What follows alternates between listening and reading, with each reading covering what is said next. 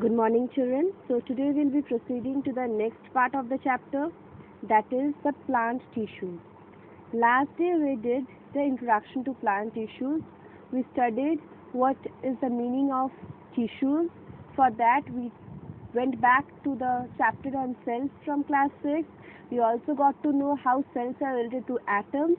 Now we are going to see what is the meaning of plant tissues.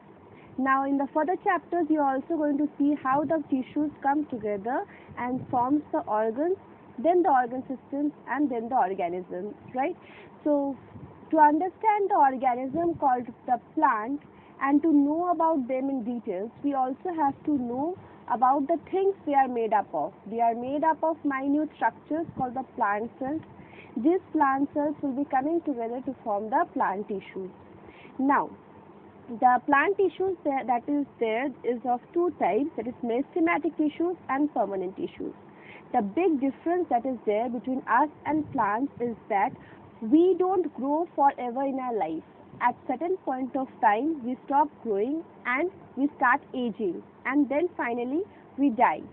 But in case of plants, they don't stop growing throughout their life.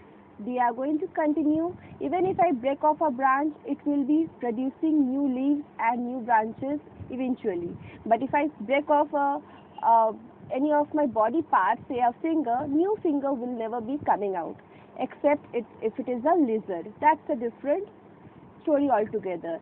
So this is a kind of homework to you. So find out, why do you think we cannot grow back our hands and legs, but lizards, they grow back their tail? Let's see how many of you can find out. Alright, this is not a homework, just for fun you are going to find it out. Next, the types of plant tissues, the meristematic tissues and permanent tissues. Why have I told you this story that we can't grow back our legs but the plants do? That is because there is a tissue called the meristematic tissues. These tissues are very important in plants. See, we can see that plant tissues are made up of the meristematic tissue and the permanent tissues. So meristematic tissues are going to be very important because they are the reason because of which plants never stop growing throughout their life. Whereas the permanent tissues are derived from the meristematic tissues when the meristematic tissues have stopped growing. That is, we can say that when the meristematic tissues have stopped growing, they become the permanent tissues. So meristematic tissues grow throughout their life, whereas permanent tissues stop growing after a certain point of time. Now I know this write-up that is there, the types of permanent tissues and types of meristematic tissues and all this is not very clear in this picture. Don't worry about it. You don't have to know this types from this slide. In the next class, I am going to make you do the meristematic tissues in details and the permanent tissues in details eventually. So that time you are going to draw the diagrams. Now, one more homework that you are going to do is you have to find out what is the study of tissues called.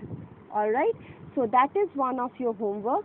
You are also going to do one thing. You are going to make this chart of the types of plant tissues in your notebook. That's it. Thank you, children.